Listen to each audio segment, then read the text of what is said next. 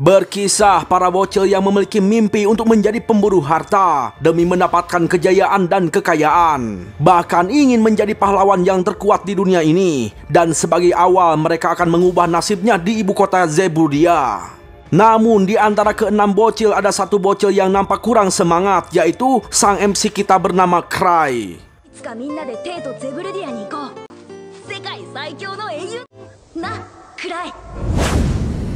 Nah, perlu kalian tahu, di dunia ini terdapat banyak reruntuhan yang disebut gudang harta. Para pemburu mengincar semua harta di dalamnya. Namun perlu diingat juga, setiap reruntuhan terdapat sosok monster penjaga yang disebut Phantom. Setelah beberapa tahun berlalu, para manusia melalui banyak perkembangan, yang dimana para pemburu harta kini membangun sebuah klan. Dan klan pertama yang terkenal sangat kuat yaitu klan First Step. Lantas, apa yang dimaksud dengan klan di dunia ini? Ya, di dunia ini klan merupakan kumpulan beberapa kelompok. Contohnya situasi yang diperlihatkan saat ini. Di sebuah bar, klan First Step mengadakan perekrutan anggota yang terdiri dari beberapa kelompok. Semua pemburu mengantri mendaftar karena langkah pertama menuju kesuksesan di dunia ini yaitu memiliki kelompok yang hebat. Dan cerita akan berfokus pada sang MC kita yang bernama Cry yang sudah dewasa. Nah, ketika sedang mengantri ada Ciwi ngajak kenalan bernama Ruda berlevel 3. Ruda di sini tidak ada maksud jahat, yaitu hanya ingin berbagi informasi mengenai pendaftaran yang digelar saat ini. Lalu ketika menyebutkan tujuannya yang ingin menaklukkan sarang serigala putih, tiba-tiba ada om-om yang mentertawakan Ruda. Karena Ruda yang amatir masih di level 3 takkan mungkin bisa menaklukkan sarang serigala putih. Jelaslah Ruda jengkel, alhasil mereka berdua saling sindir bahkan akan melakukan pertarungan. Sementara Cry menghindari mereka karena tidak mau terlibat masalah. Dan benar saja anggota klan datang menghentikan pertikaian mereka berdua dan mengancam akan mengusir mereka berdua. Beruntungnya tidak terjadi baku hantam dan mereka tetap lanjut mendaftar.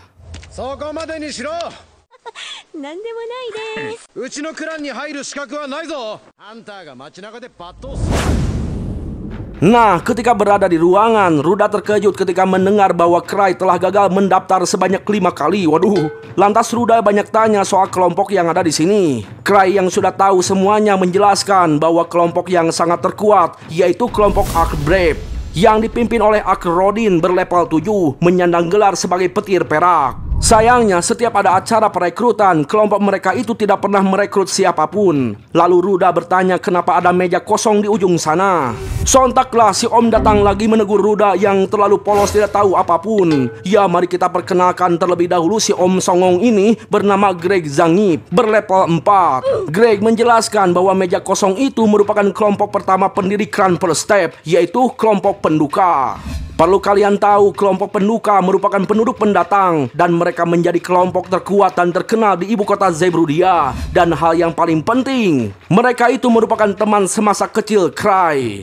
Ya, sebenarnya tujuan orang-orang mendaftar yaitu ingin menjadi bagian dari kelompok penduka. Sayangnya kelompok tersebut jarang menampakkan diri dan orang-orang hampir menganggap keberadaan mereka itu hanyalah sekedar rumor saja.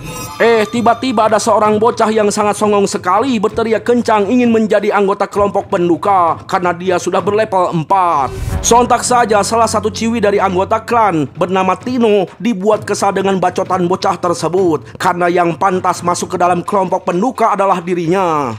Lantas karena orang-orang ingin melihat aksi Tino, mereka semua langsung berkumpul mengelilingi mereka berdua. Sementara Cry seperti biasa menghindari masalah dan kabur. Namun tiba-tiba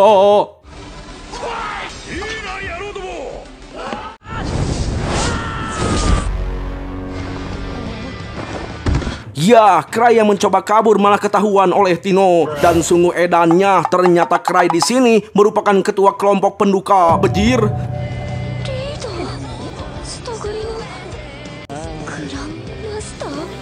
Ya, inilah kisah Cry Andre, seorang pemimpin kelompok penduka yang ingin segera pensiun namun tidak bisa.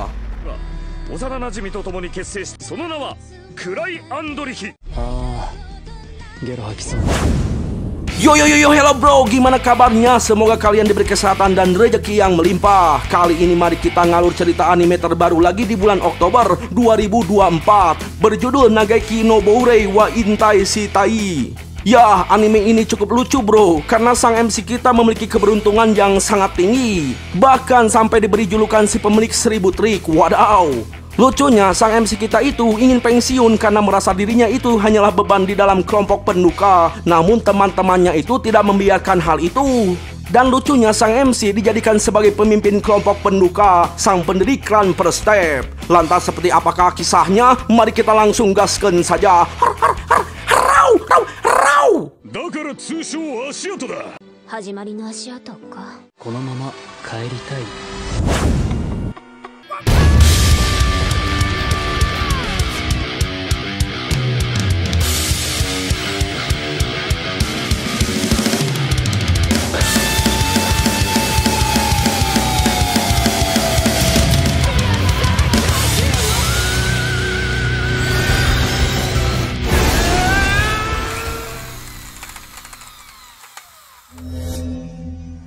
Nah, sebelum kita lanjut, kita diperlihatkan terlebih dahulu kisah masa lalu Cry ketika pertama kali berada di ibu kota. Cry bersama kelima temannya berhasil menaklukkan gudang harta dalam waktu yang singkat. Cry di sini selalu diselamatkan oleh temannya, namun temannya itu malah menganggap Cry berpura-pura menjadi umpan, yang padahal Cry tidak tahu apa-apa alias ceroboh. Cry di sini sangat sadar bahwa teman-temannya itu sangatlah baik, mau menerima kehadiran Cry yang biasa-biasa saja jika dibandingkan dengan kelima temannya yang memiliki kekuatan yang hebat. Nah, karena tidak mau jadi beban untuk kedepannya, Cry meminta izin untuk keluar dari kelompok. Namun anehnya, teman-temannya itu tidak mau dengar. Yang ada, mereka malah menjadikan Cry sebagai pemimpin kelompok. Waduh, jelas Cry heran. Dan yang tambah diherankan lagi, perkataan Cry barusan malah dianggap jago pidato. Waduh. Ya, begitulah ceritanya. Cry menjadi pemimpin kelompok penduka yang dikenal paling hebat selama bertahun-tahun. Dan Cry berharap ingin segera pensiun. Nah, ketika tahu Cry adalah pemimpin kelompok penduka, Greg dan Ruda sangatlah terkejut karena mereka tidak menyadari sejak awal. Namun gimana ya, Cry di sini itu tidak nampak seperti orang yang hebat. Meski begitu, Cry sangat dihormati oleh kelompok lain, terutama oleh Tino. Saking hormatnya pada Cry, Tino tidak mengizinkan siapapun menyentuh Cry, termasuk pemimpin kelompok Akebrave. Nah, perlu kalian tahu, Tino di sini sudah berlevel 4, dan hal yang paling penting, Tino merupakan murid kesayangan salah satu kelompok penduka, yaitu Liz. Nah, ketika ditanya soal mencari kandidat yang cocok, Cry balik bertanya apakah benar kelompok Akebrave akan menerimanya. Rodin bilang boleh saja selama itu merupakan rekomendasi dari Cry, namun cuman untuk satu orang. Jelas semua orang yang mendengarnya langsung ramai ingin menjadi kandidat, meski ada yang tidak setuju sih.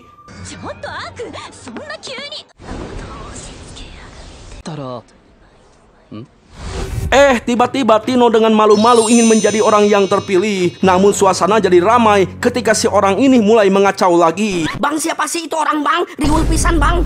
Ya, mari kita perkenalkan dulu si orang ini. Bernama Gilbert Bush, berlevel 4, memiliki pedang api penyucian. Ya, Cry di sini sadar bahwa dirinya itu tidak terlalu mahir dalam menilai orang. Maka dari itu, dia akan berharap pada sebuah keberuntungan. Lantas Cry memberikan satu penjelasan, yang dimana hal terpenting bagi seorang pemburu, yaitu tidak pernah kalah. Cry menegaskan bahwa dirinya tidak pernah kalah sekalipun. Tapi di dalam hati Cry berkata bahwa dirinya tidak pernah benar-benar bertarung. Ya, pada intinya Cry berharap pada sebuah keberuntungan dengan cara melempar salah satu cincin pusakanya. Siapa saja yang mendapatkan cincin tersebut akan menjadi anggota kelompok. Dan tiba-tiba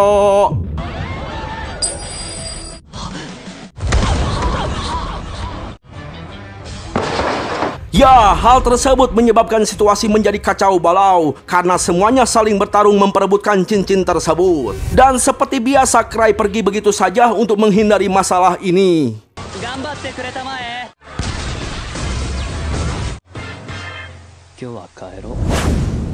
Esok harinya di rumah klan Per Step, Eva yang merupakan wakil ketua klan Per Step melaporkan berita yang sedang viral, yaitu kekacauan perekrutan kelompok Akebrave di sebuah bar. Beruntungnya tidak ada korban jiwa.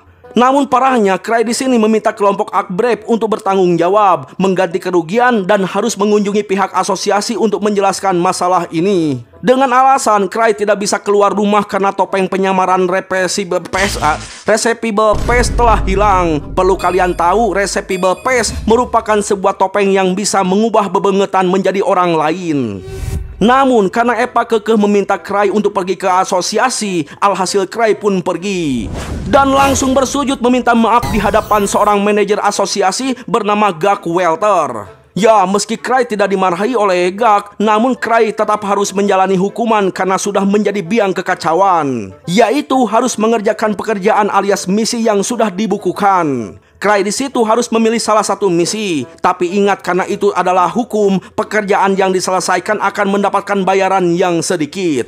Sontaklah Cry berbacot meminta keringanan, namun karena Gak terus melotot gitu ya, mau tak mau Cry harus memilih satu misi.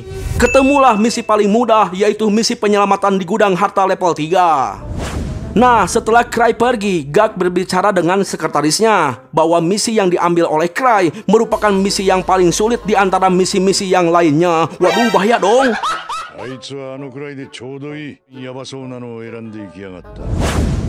Singkat cerita, Cry menemui Tino untuk mencari Akil Rodin. Sayangnya dia sedang sibuk memenuhi undangan bangsawan. Di kesempatan itu, Tino menunjukkan cincin pusaka milik Cry yang telah dia dapatkan. Dengan penuh malu-malu, Tino ingin memiliki cincin itu karena dia tidak rela cincin Cry dimiliki oleh orang lain. Cry bilang ambil saja karena cincin tersebut hanyalah sekedar shooting ring. Nah, karena hati Tino sedang gembira, Cry memberikan tugas hukuman dari asosiasi. Langsung betelah dia dan langsung kabur. Waduh. Lantas Cry menggunakan pusakanya yang disebut rantai pemburu untuk menangkap Tino yang kabur.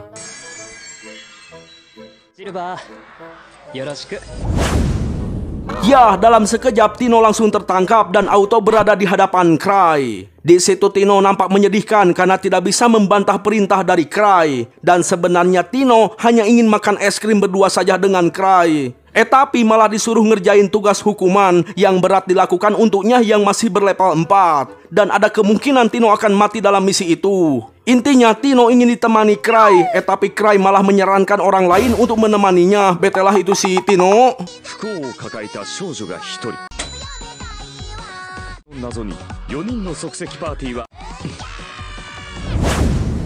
Ya, sebelum kita lanjut, kita diperlihatkan dulu sedikit masa lalu dari Cry. Lebih tepatnya 6 tahun yang lalu. Setelah Cry dinobatkan sebagai pemimpin kelompok teman semasa kecilnya, mereka mulai mendaftar sebagai pemburu harta yang resmi di tempat asosiasi. Di antara teman Cry, Luke dan Liz adalah orang yang paling frontal. Bisa dikatakan juga mereka berdua itu yang paling hebat. Nah, sebagai pemimpin, Cry diminta untuk mendaftarkan nama kelompok. Berhubung Cry ingin pensiun, Cry sengaja mendaftarkan nama kelompok yang buruk, yaitu Jiwa Penduka. Jelaslah semuanya komplain kenapa namanya seperti itu alias tidak berhubungan dengan kepahlawanan gitu ya. Namun anehnya ketika Cry berkata bahwa dia itu tidak cocok sebagai pemimpin, semuanya langsung setuju, bahkan balik memuji. Loh kok jadi begitu sih? Dahlah. Ya pokoknya mah setelah itu nama kelompok Jiwa Penduka semakin terkenal. Dan orang yang paling menonjol yaitu sang pemimpin kelompok sekaligus ketua klan, yaitu Cry.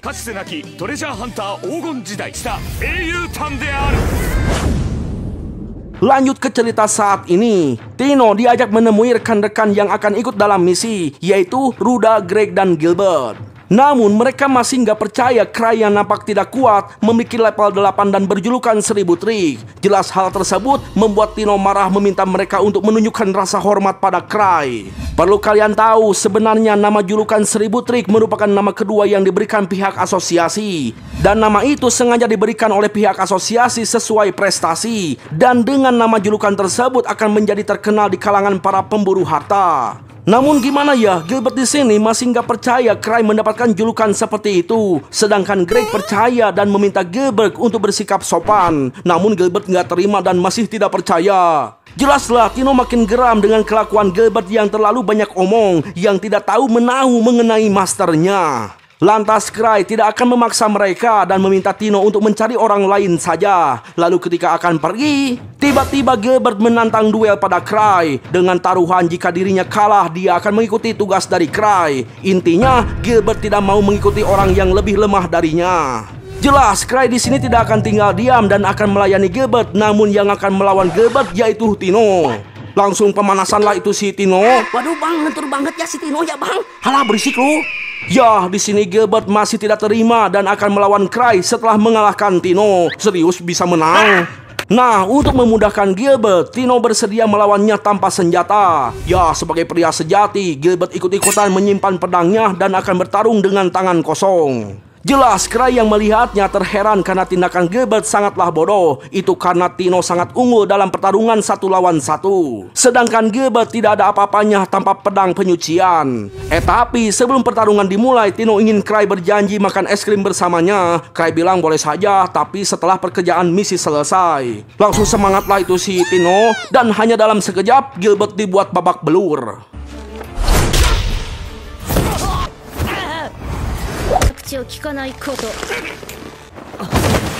Ya, Greg dan Ruda di sini yang menonton dibuat terkejut. Ternyata anggota klan First Step sangatlah hebat, bahkan tanpa senjata.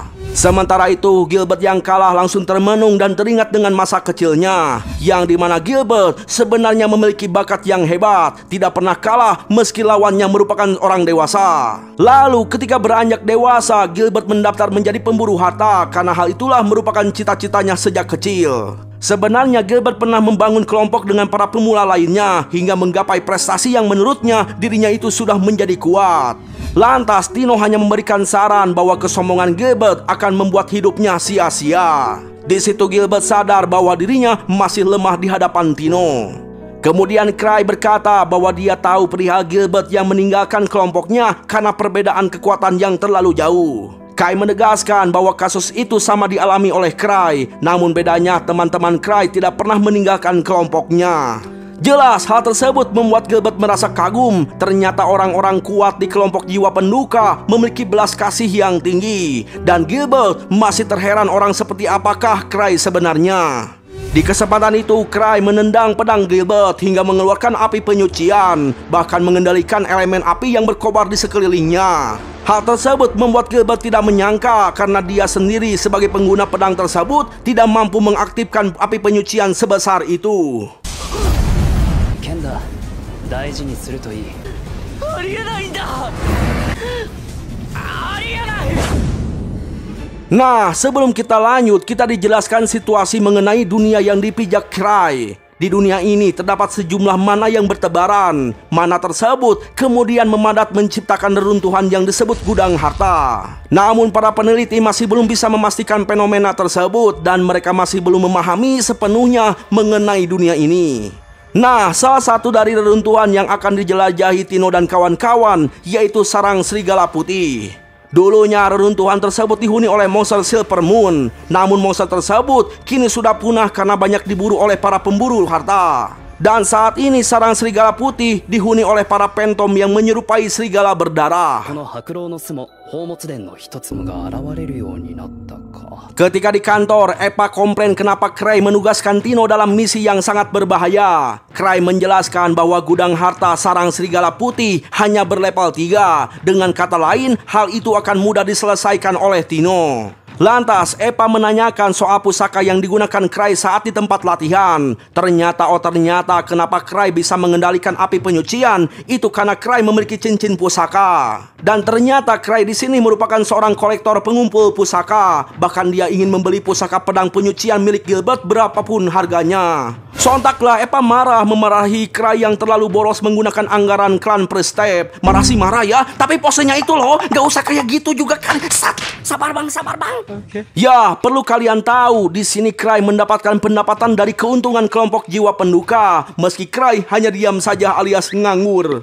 Parahnya, Eva mengingatkan bahwa Cray masih punya hutang pada Citri. Waduh, siapa tuh Citri? Nah, karena rantai pusaka telah digunakan, Cray mengunjungi temannya untuk mengisi mana ke dalam rantainya itu. Karena tidak dikasih tahu nama teman-temannya Cray ini, kita panggil saja Maman dan Mimin. Di kesempatan itu, Maman memberitahukan kabar buruk yang sedang terjadi, yang dimana di jalan utara dekat sarang serigala putih telah muncul Phantom liar, menewaskan para pengelana yang dijaga oleh para pemburu level 3. Dan ada kemungkinan akan datang serangan Phantom dalam jumlah yang sangat banyak. Jelaslah Cray jadi khawatir karena teringat Tino dan kawan-kawan sedang bertugas di sana. Apalagi katanya misi pembasmian di sarang serigala putih akan dinaikkan level ke angka tingkat 5. Waduh.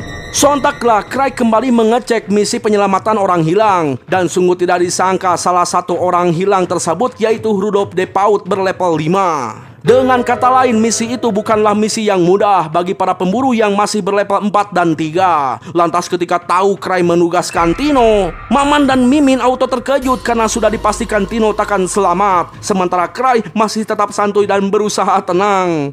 ただでさえ困難な任務に相変わらずスパルタだなマスターは。思い出した。チャージありがとう。 Namun setelah berada di ruang lain, Cry begitu gelisah takutnya Tino dan kawan-kawan kenapa-kenapa. あの後チャージしたよね。 Sementara itu di sisi lain, Tino dan kawan-kawan sedang dalam perjalanan menuju sarang serigala putih. Nah, karena Tino sudah merasakan firasat buruk, Tino memberitahukan pada semuanya bahwa dia sudah menuliskan surat wasiat untuk jaga-jaga. Waduh. Namun gimana ya, Tino di sini tuh percaya bahwa Cry sedang merencanakan sesuatu termasuk membangun party ini. Kepercayaan itu semakin kuat ketika Gilbert teringat Cry yang bisa tahu mengenai dirinya yang meninggalkan kelompok. Padahal dia itu baru bertemu dengan Cry gitu ya. Alhasil mereka percaya bahwa Cry bisa membaca isi pikiran orang lain. Dan setiap tugas yang diperintahkan merupakan rencana Cry yang tersusun rapi. 何もかも仕組まれてるってわけだ。 全てを把握してる。 Waduh, yang padahal aslinya gitu ya, Cry itu sudah gegabah menugaskan mereka semua. Karena Cry sendiri tidak tahu bahwa tugas itu sangatlah sulit. Nah, karena tidak mau mereka mati, Cry ingin mengirimkan bantuan pada mereka. Namun kayaknya tidak akan sempat mengejar Tino dan kawan-kawan. Maka dari itu, Cry akan bertindak sendiri. Lantas Cry membuka gudang rahasianya yang dipenuhi alat sihir. 早く行こう。褒められる。手違いがあったってや。そうだ、これだ。 Sementara itu di sisi lain, Tino dikejutkan dengan kemunculan sosok serigala berdiri, memakai perlengkapan manusia layaknya seorang kesatria.